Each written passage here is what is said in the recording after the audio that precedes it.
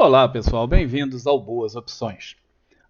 No café da manhã de sexta-feira ficou uma dúvida que eu não vi, eu não consigo ler todas as perguntas, às vezes não dá tempo, mas quando há uma pergunta ali que eu acho pertinente para muita gente, porque às vezes o cara está perguntando um negócio específico daquele ativo, daquele momento, de um texto que ele fez, isso é uma dúvida que ficou para trás, porque não deu para ser respondida, mas não é de interesse coletivo. Há algumas dúvidas que são de interesse coletivo, todo mundo poderá se beneficiar dessa dúvida, e essa aqui é uma que eu não vi, mas vou responder agora. Tá? A pergunta foi: quando um suporte ou resistência é rompido de uma única vez e não tem pullback, o que fazer?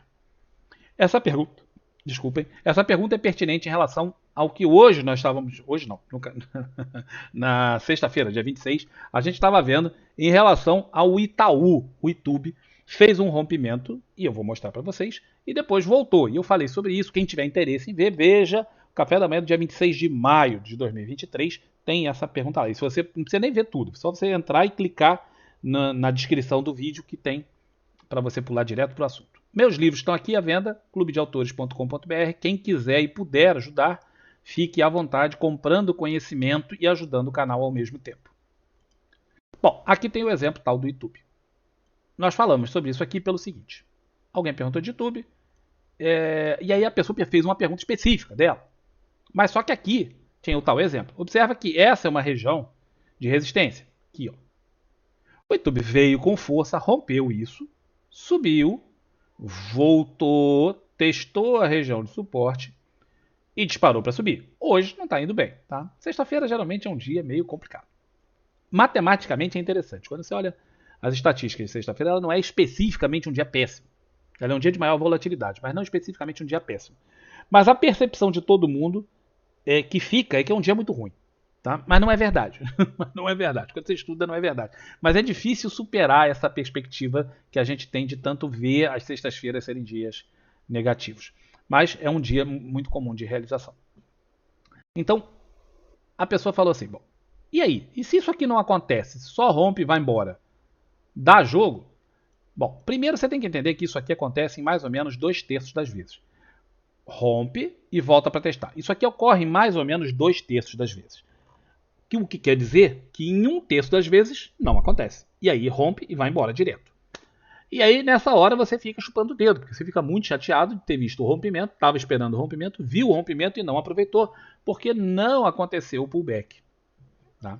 Como proceder para evitar esse dissabor e essa boca amarga desgraçada que dá quando você está acompanhando o papel, está esperando esse rompimento, o rompimento acontece, aí você fala, tá rompendo, vou esperar voltar para entrar, e o troço não volta e vai embora, e você fica aqui chupando e dá mesmo uma boca muito amarga. Gosto de fel. Bom, ponto número 1. Se você já tem essa experiência, se você já sabe disso, você tem duas alternativas básicas. Uma, a mais óbvia, é simplesmente o troço foi embora sem você e você esperou o retorno, não teve, e o troço foi embora e você ficou sem. Na próxima vez, quem sabe você tenha mais sorte. Isso vai te acontecer, sim. Muita gente opta por fazer isso para evitar ter que passar por por esse dissabor aqui, ó, do troço. Tá subindo e voltar. Que é muito ruim quando volta. Você tá, às vezes, tomando prejuízo. Aqui ficou muito pertinho. Mas muitas vezes o candle que rompe a congestão, ele rompe aqui em cima. E aí ele faz essa movimentação e volta. Quer dizer, você está no prejuízo quando volta para testar. E isso aí, às vezes, o cara fica, eita, não estou gostando disso não. Então, boa parte das vezes, o que você vai fazer? Simplesmente vai fazer nada. Não voltou, você ficou de fora, o ativo foi sem você, não é o fim do mundo. Você espera uma próxima oportunidade para entrar no ativo e ponto final. Tá? Essa é a resposta mais simples, mais fácil e que, para falar a verdade, a maior parte das pessoas opta de fazer exatamente isso. Mas existe uma outra alternativa, tá? Para quem efetivamente quer trabalhar o ativo, você tem que querer o ativo. Ah, vou fazer só um trade, eu quero entrar aqui e sair ali. Não acho melhor essa minha alternativa que eu vou falar agora. Aí é melhor você fazer a primeira, que é esperar o retorno. Não deu, não deu. Tá cheio de ativo aí para você tentar comprar hoje para vender amanhã ou comprar hoje para vender daqui a 2 dias. Mas se você tem um ativo que você gosta, como por exemplo YouTube, eu gosto muito desse ativo. Tá? Eu poderia comprá-lo e ficar com ele 2 meses, 6 meses. Eu poderia ficar com ele, porque é um bom ativo. Então o que eu poderia fazer? E é aí uma alternativa. Você, quando fizer o rompimento, tá? Supondo que o rompimento tivesse sido mais alto, não tão assim facinho como foi esse, você compra um um terço da posição. Então, se você ia comprar, vamos dizer, 600 ações de YouTube, nessa que você tem dinheiro, você quer operar aqui 600 ações, você vai comprar aqui 200 ações. Só 200.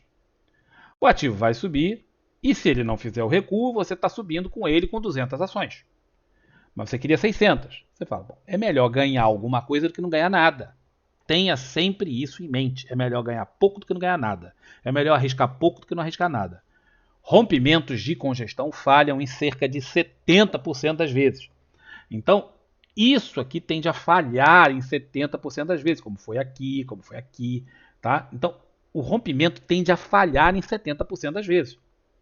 Quando você entra com uma mão bem menor do que a outra, do que você entraria, você está com um risco também muito menor. Se eu tinha 600 ações, o meu risco era de X reais, né? Porque depende de onde você posiciona o stop. O stop tinha que estar no mínimo aqui. Então, isso aqui te dá um risco financeiro X.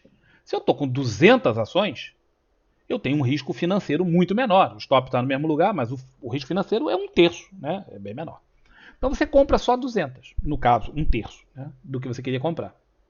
O ativo você foi com um terço, quando chegar lá no seu alvo, você sai, ponto final, beleza, peguei uma parte do que eu precisava. Se o ativo falha o rompimento da congestão e volta, geralmente por aqui vai ter uma média, como tem aqui, nesse caso tem a média de 20. Tá? Por quê?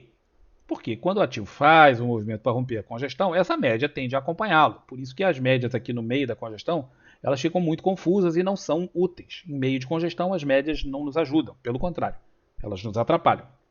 Mas se o ativo for e voltar rapidamente para dentro da congestão, ele ainda vai encontrar a média aqui subindo. Tá? Você pode pegar mais um terço daquele seu preço e comprar junto da média. Então você vai ter comprado um preço aqui, outro preço aqui. O seu preço médio vai estar aqui pelo meio, porque a quantidade é igual. Um terço mais um terço, né? A quantidade é igual. Você tem aqui uma certa quantidade. E aí você vai olhar e fala assim, você tem 2 terços. Aí você vai olhar e fala assim, pô, mas eu estou fazendo o preço médio para baixo. Mas isso já é uma coisa estudada, isso já é uma coisa pensada. Não é simplesmente o trade deu errado e eu começo a comprar mais e mais e mais porque está dando errado e eu quero sair daquilo desesperado. Não. Esse aqui é um trade estudado, pensado. Você compra um terço ali, quando voltar você compra mais um terço. E aí fica a seu critério, sugiro que você estude isso no ativo que você gosta de operar. Se vale a pena, quando voltar para a entrada, você zerar. Tá? Por quê? Quando voltar para a entrada inicial, você está no lucro. Porque você entrou uma parte ali, a outra parte aqui, o preço médio veio para baixo. Quando chegar ali, você zera aquela parte, porque isso aqui vai ser uma resistência. Você zera metade e a outra metade você deixa para tentar pegar o troço subindo. Então você tinha 2 terços, você sai com um terço, sobra um terço ainda. Se acontecer dele romper e voltar imediatamente, pelo menos te deu uma oportunidade de sair aqui. Se continuar caindo, você zera e toma prejuízo. Se você tivesse comprado tudo aqui em cima, seu prejuízo seria maior. Por quê? Porque o seu preço médio seria mais elevado, o stop estaria mais ou menos no mesmo lugar e você estaria com a mão cheia. Então, o prejuízo financeiro é maior do que se você comprar um terço e ainda tiver que acionar o stop. Você só está com 2 terços e o preço médio é bem mais baixo. Captou a magia desse negócio aqui? Ora, se não voltar imediatamente, se fizer isso aqui e não voltar direto, fizer o que fez o Itaú, ele foi, você comprou um terço. Foi, voltou.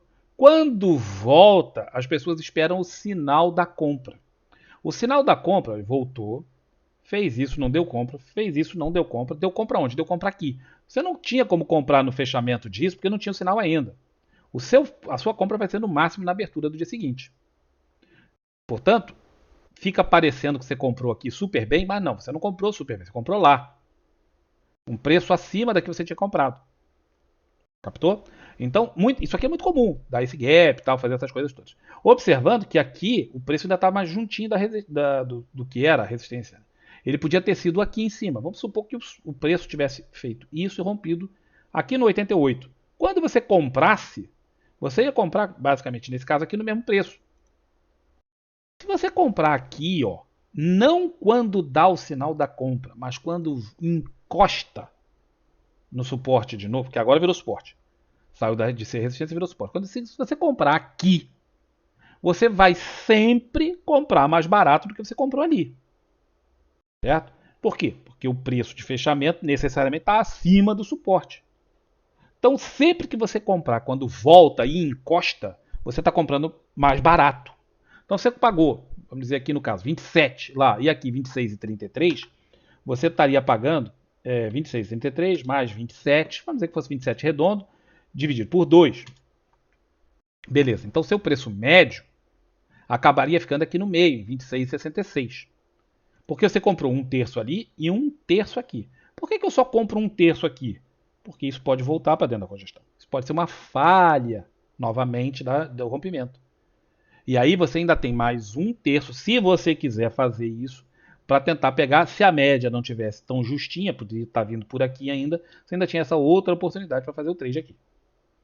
Ainda tinha sobrado daqueles 600 iniciais, um terço foi aqui, um terço foi quando encostou, um terço você poderia fazer aqui. Se não voltar, como não voltou, você pega o seu próximo um terço aqui. No dia que deu o sinal foi aqui. Por acaso, isso foi tudo mais ou menos na mesma linha. Mas esse candle podia ter entrado um pouco, e aí você teria pego o preço mais ou menos por aqui. E esse gap foi só ali, mais ou menos na mesma altura. Mas podia ter sido um gap brutal, podia ter vindo aqui para cima. Então, isso aqui faz com que você trabalhe o seu preço melhor. Você está sempre com a mão menor, posicionando menor, numa coisa que falha muito, que é o rompimento de uma congestão, te dando a oportunidade de recompra, de aumentar a sua posição quando volta, e te dando a possibilidade de aumentar ainda mais quando desloca a seu favor. Então, essa seria a resposta para a pergunta que eu não vi no café da manhã do dia 26, mas como é uma pergunta que eu acho que gera uma resposta bem interessante, isso aqui é bem, na minha opinião, pelo menos isso é muito interessante, tá aí a resposta para quem perguntou, que eu não sei, porque não tenho o nome de quem foi que fez a pergunta, mas espero que seja útil para a pessoa que perguntou e para todo mundo que esteja vendo o vídeo. Valeu? Um abração, até um próximo vídeo. Tchau, tchau.